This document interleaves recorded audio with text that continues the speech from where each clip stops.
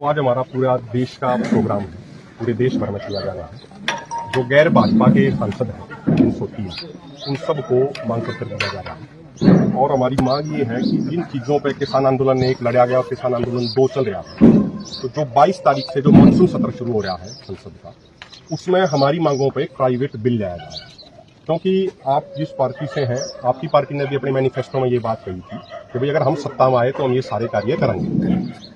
सत्ता में नहीं आए वो तो जो परमात्मा प्रकृति जो करती है, लेकिन आज आप एक मजबूत विपक्ष का हिस्सा है। आपके भी आपके अलायंस के 237 सांसद हैं, तो अगर आप चाहेंगे तो इस पर आप एक प्राइवेट बिल पेश कर सकें, उस पर वोटिंग होगी, कम से कम पूरे देश को ये पता लग जाए कौन हमारे साथ खड़ा है और कौन हमारे खिलाफ खड़ा है। और जो हमारी सबसे मेजर मांग है वो है एमएसपी गारंटी कानून की, और इस कानून से सिर्फ किसानों को नहीं, किसानों से ज्यादा फायदा पूरे देश की अर्थव्यवस्था को होना। उसके बारे में भी एक विस्तृत रिपोर्ट 22 तारीख से पहले हमारे सारे साथी, हमारी पूरी रिपोर्ट तैयार है। कितना खर्चा होगा वो पूरी कैलकुलेशन हमने कर रखी है। जैसे सरकार कई बार प्रोपोगंडा चला दिया, झूठा प्रोपोगंडा, भाई 17 लाख करोड़ का खर्चिए, ये सब सरकार की गैर जरूरी बातें हैं। हमने पूरा एक एक दाने का हिसाब निकाल कर, गेहूं पे कितना खर्चा होगा पूरे देश में, कानून के लिए 14,000 करोड़ होगा। क्राइसिल एक बहुत बड़ी संस्था है, उसकी रिपोर्ट है, वो कह रही है टोटल फसलों पर 23,000 करोड़ होगा।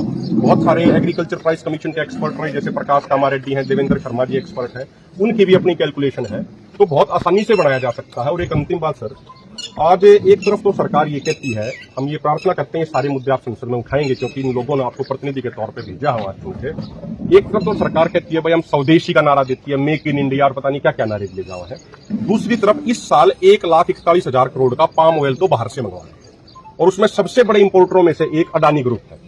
तो अडानी ग्रुप को कैसे फायदा हुआ है, उसके लिए इतना ज्यादा पाम ऑयल बाहर से मंगवाया जा रहा है, जिसके कारण हार्ट अटैक हो रहे हैं लोगों को। और अपने यहाँ पे जो सरसों की खेती करने वाले, दलहन तिलहन की खेती करने वाले थे, उनको ये दे नहीं रहे। 1,41,000 करोड़ मलेशिया इंडोनेशिया को दे रहे हैं। उसी तरीके से अब की बार 31,174 करोड़ की दालें वो बाहर से मंगवाई जा रही है, $3.74 बिलियन की।